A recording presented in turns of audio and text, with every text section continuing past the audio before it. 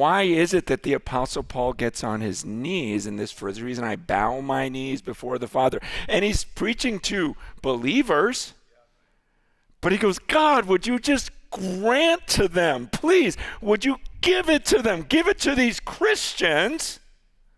Grant it to them according to the riches of your glory. Would you just give them the strength by the Spirit in their inner man so that Christ may dwell in their hearts through faith?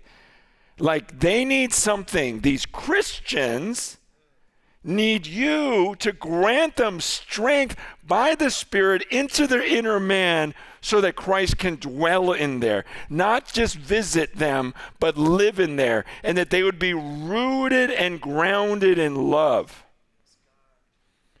And that they together, I think this is a key phrase, together with all the saints may comprehend, may have strength to comprehend what is the height and depth and length and breadth, how wide, long, high, and deep is the love of God. How wide, long, high, and deep. And to know the love of God that surpasses comprehension. So he says, look, God, please, I'm on my knees begging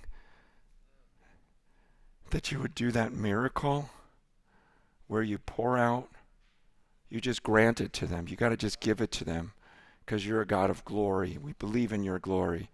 God, your glory, out of the riches of your glory, would you just give it to them? So that Christ would actually live there, abide there. And I want them together to know not just that you love them, but how wide, how long, how high, how deep. I want them to know the extent of your steadfast love that's abounding. So I get excited about this, just like when we were saying, I get more excited about, sharing the testimony. I go, gosh, I get more excited about, wait, we're about to gather together.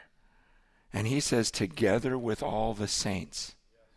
That there's something about us being together and loving one another that something manifests there. And again, I apologize for being off in some of my theological thoughts earlier, because I would think, gosh, why do we even get together? It's a waste of money. And I'm always thinking Chinese, save money. Just what is cheapest? Just watch me on the internet. Why am I flying to, But then in Scripture, this really hit me just maybe 3 weeks ago when I was in Brazil. Was that about 3 weeks ago? Yeah, we just missed each other. But when I was in Brazil, I was really thinking, this is dumb. I just flew for 20-something hours. Why didn't they just watch me on the internet? Why did I show up and God took me? I can say that. I believe the Lord took me to. Some people get really mad. In Romans 1:11, where he says, for I long to see you that I may impart to you some spiritual gift to strengthen you. And the first time, I knew that verse and I thought about it, then I go, wait a second. That's in the book of Romans. That's super important because Romans is like this theological treatise on the gospel, like where some would say that is the most valuable explanation of it is so thorough, so much theology, you can study the rest of your life. You got to really understand the book of, it's deep, it's rich, it is the gospel in total. It's like so incredible. And so Paul writes this amazing epistle to the Romans. So he's given them a ton of information. But he says, but I can't wait to see you so I can impart something spiritual to you. You'll get the letter. You already got all the information. But I can't wait to see you. Because I want to impart something spiritual to you. I got so excited about that verse in its context. I go, wow, that's why I flew to Brazil. That's why I flew to Phoenix. There's something spiritual that happens when we gather together. There's something about being together with all the saints.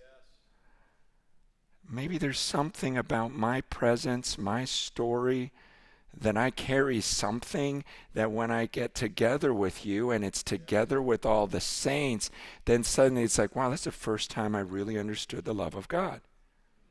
Nothing to do with good preaching. I mean, I think I'm pretty good, but it's not that. It's just like get the Bible out there, but there's something beyond information that I'm here to pass.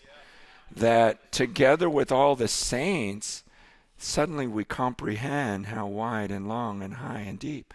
Suddenly something spiritual is imparted. That's why I loved earlier when we prayed as leaders in the back room. They're just, people are laying hands on me and just, someone was praying just like, God, impart something to him. Surprise him by what he receives. I thought, wow, it's so good. And that's what Paul says. I look forward to this because I want us to be mutually encouraged by each other's faith. When you guys were praying for the nations just now, I loved it. I immediately thought, I need to do this at the church. God's opening my eyes. This is some of the problem.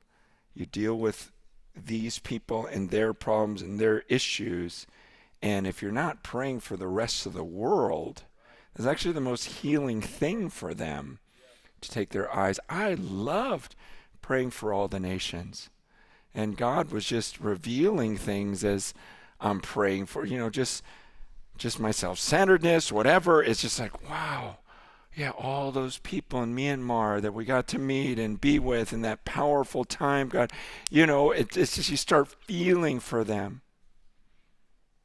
Praying for the Hamas and going, God, you could have Saul-like conversions, right? Where it's suddenly like, boom. As a result of our prayers and driving away the darkness. I mean, these are the weapons of our warfare.